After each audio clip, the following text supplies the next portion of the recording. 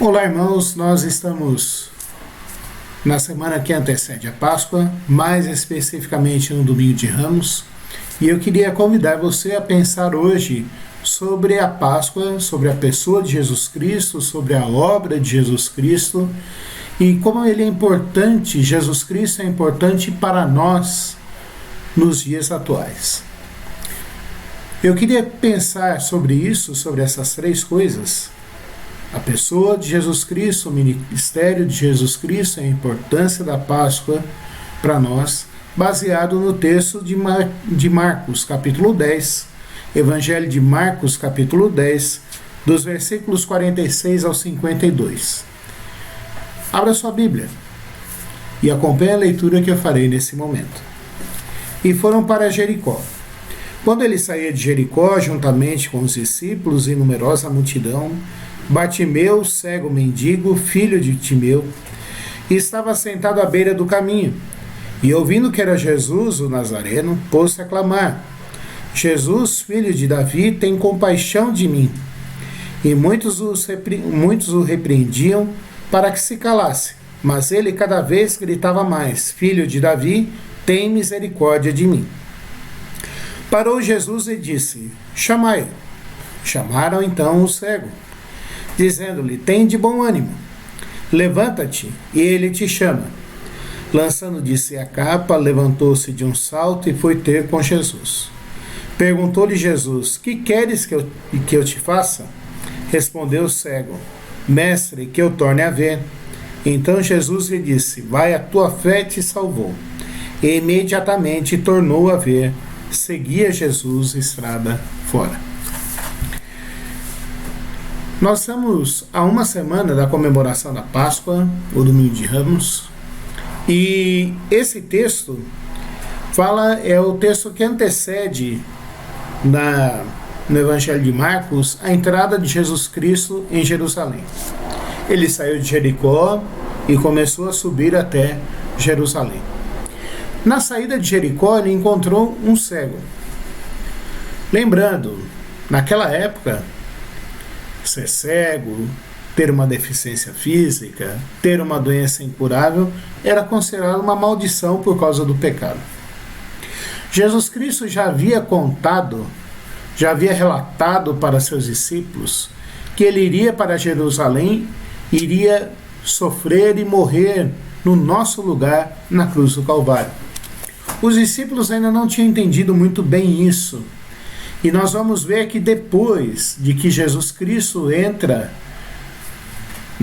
em Jerusalém e é aclamado como rei dos judeus, mais ainda ele não entende muito bem a relação entre a cruz de Cristo e a necessidade e a nossa salvação, a necessidade de morrer na cruz por nós, e que o reino de Deus era um reino espiritual.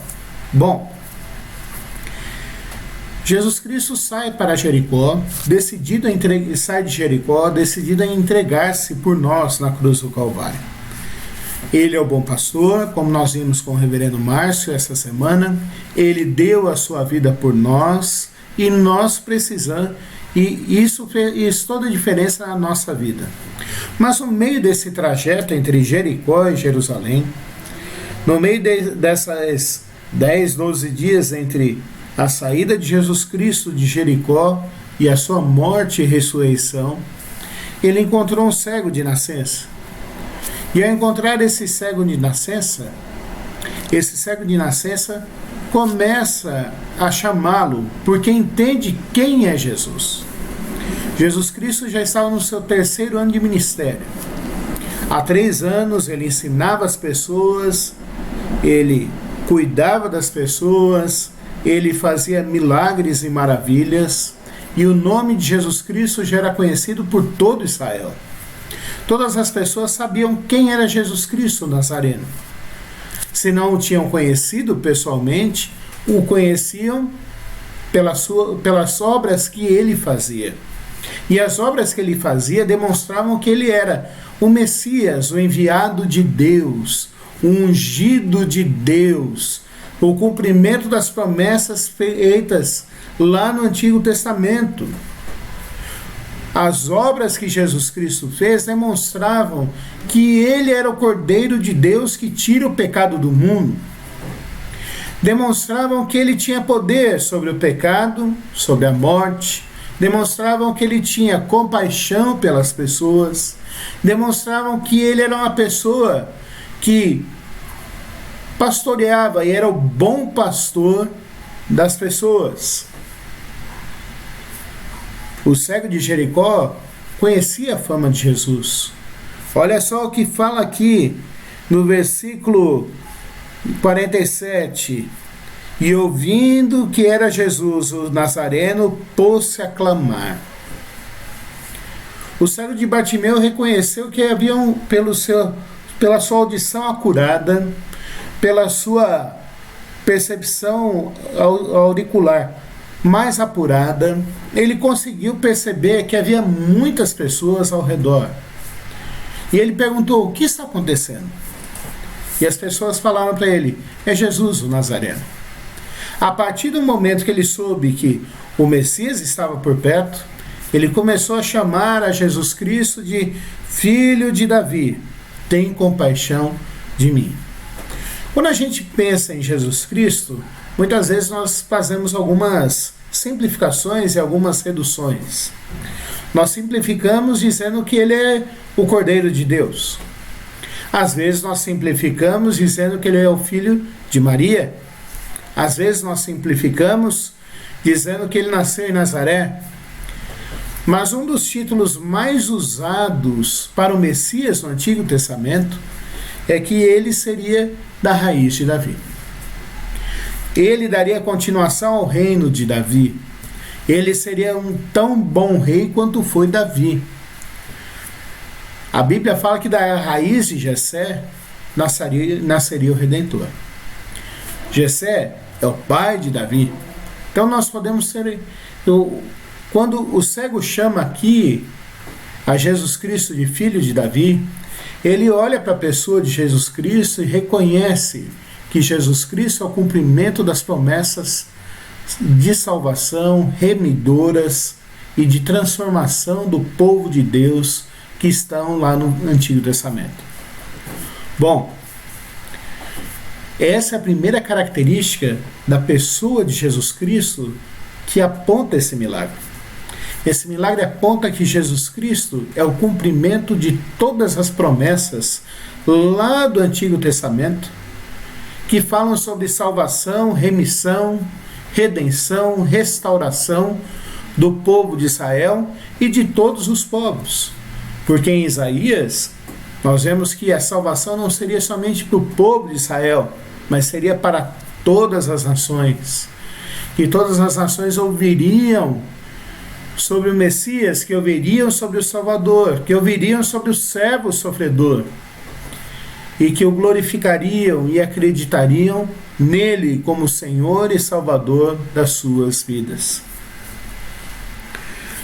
Quando eu penso em Jesus Cristo, eu tenho que pensar como o cumprimento das promessas de Deus, desde lá de Gênesis 3,15, quando acontece o proto-evangelho, quando acontece a primeira promessa de redenção, logo depois de Adão e Eva terem pecado. Mas continua aqui o texto, e aponta para uma outra característica de Jesus Cristo, o Filho de Davi. Continua aqui o texto e diz que muitos repreendiam aquele homem, mas ele continuava a gritar, continuava a clamar, continuava a chamar a Jesus Cristo, continuava a pedir: Senhor, Filho de Davi, tem misericórdia de mim. E Jesus Cristo ouve a oração daquele homem e diz: chamai-o. É interessante aqui que a gente começa a perceber, começa a ver, começa a olhar para esse texto, que mesmo Jesus Cristo, já indo para a fase final do seu ministério, que era se entregar à morte e morte de cruz, quer obedecer à lei de Deus até o fim, quem era entregar a sua vida por mim e por ti, ele ouve as pessoas, ele tem compaixão das pessoas. Eu fico imaginando que nós, muitas vezes, quando nós temos um objetivo grande na nossa vida, quando nós temos o que é chamado de missão na nossa vida, nós deixamos tudo de lado. Não damos atenção para mais nada, nem para mais ninguém. E vamos diretamente para aquele objetivo. E muitas vezes esquecemos de dar atenção para os nossos familiares, para os nossos amigos, para a igreja, para tantas outras coisas. Jesus Cristo não fez isso. Jesus Cristo, ele teve o que a gente chama de visão periférica. Ele tinha seu objetivo principal, que era entregar a sua vida por mim e por ti. Mas ao mesmo tempo, ele também olhava ao redor e percebia o sofrimento, a dor, a tristeza, as consequências do pecado que estavam ali naquelas pessoas, que estavam atormentando aquelas pessoas e faziam com que elas sofressem, com que elas sentissem o peso do pecado e as consequências dos seus próprios erros. Paulo, você está dizendo que esse homem pecou, por isso era cego? Não. As doenças são consequências do nosso estado natural de rebeldia contra Deus. Não tem nada a ver com um pecado específico, a não ser que sejam consequências de vícios que a pessoa tem. Jesus Cristo teve compaixão dele. E aqui eu aprendo que Deus é bom, que Deus tem compaixão das pessoas, que Deus ouve a oração dos humildes, que Deus atende o clamor do seu povo, que Deus ouve a oração quando nós reconhecemos que não somos nada diante de Deus e que precisamos dele.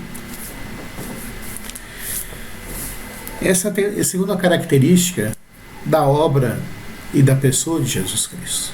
Aliás, da pessoa de Jesus Cristo. Jesus Cristo, ele é bondoso, ele tem compaixão, ele ouve a oração do aflito, ele conhece quem nós somos, como nós somos. A palavra de Deus diz que ele nos conhece melhor do que tudo, porque foi ele que nos criou. Ele nos conhece melhor do que todos, porque ele consegue ver dentro do nosso íntimo. Esse é Jesus Cristo.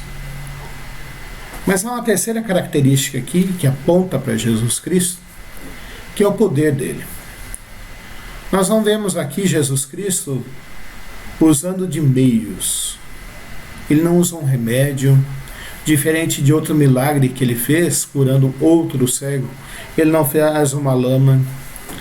Ele vai diretamente e fala assim: a tua fé te curou, a tua fé te salvou. E imediatamente aquele homem tornou a ver. É importante a gente lembrar isso, porque muitas vezes a gente se perde nos detalhes dos milagres e dos sinais de Jesus Cristo. Mas todos eles apontam para a divindade de Jesus Cristo.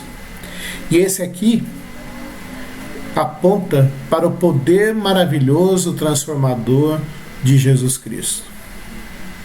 Ele, com apenas uma palavra, ele curou aquele homem. Me faz lembrar de Gênesis capítulo 1, quando Deus disse: haja luz, e houve luz. É o mesmo poder que Jesus Cristo usou para fazer toda a criação. Ele estava com Deus desde a eternidade, ele era o Verbo, e tudo que se fez foi feito por intermédio dele. Nessa época de Páscoa, nessa época de pandemia, nessa época de pensarmos na pessoa e na obra de Jesus Cristo, eu queria te chamar a atenção, baseado nesses versículos, sobre essas três características do Senhor Jesus. Ele é o cumprimento das promessas feitas em todo o Antigo Testamento. Ele é a expectativa de Israel. E ele veio para aqueles que creem no seu nome, creem nele. e por isso são chamados agora de filhos de Deus. Segunda característica, ele ouve as nossas orações. Ele sabe a nossa dor. Não é porque ele tem um objetivo maior, que é glorificar, que é demonstrar a sua glória e ser adorado para todo sempre, que ele não pode ouvir a nossa súplica, que ele não pode atender o nosso pedido, que ele não pode curar a nossa ferida, que ele não pode transformar a nossa dor em pranto. A terceira característica, para pensarmos nessa época de Páscoa, é que Jesus Cristo tem poder para transformar toda e qualquer situação. Não existe nada que para Ele não seja possível. O que isso aponta para a obra de Cristo na sua totalidade? Jesus Cristo veio para nos substituir na cruz do Calvário. Ele veio nos dar vida eterna, mas Ele também veio curar as nossas feridas. Ele veio sofrer a nossa morte. E é isso que nós vamos comemorar na Páscoa. Nós comemoramos o Rei dos Reis, que desceu dos céus, o Filho de Davi, da ascendência monárquica de Israel, que deixou o seu trono de glória, deixou o seu trono de graça, para vir se tornar um servo sofredor e morrer por nós na cruz de Cristo, na cruz do Calvário. Nessa época difícil que nós vivemos, eu queria convidar você a usar essa mensagem para buscar ao Senhor e orar com fé nesses tempos que nós estamos vivendo. Jesus Cristo é o mesmo ontem, é o mesmo hoje e será o mesmo para sempre.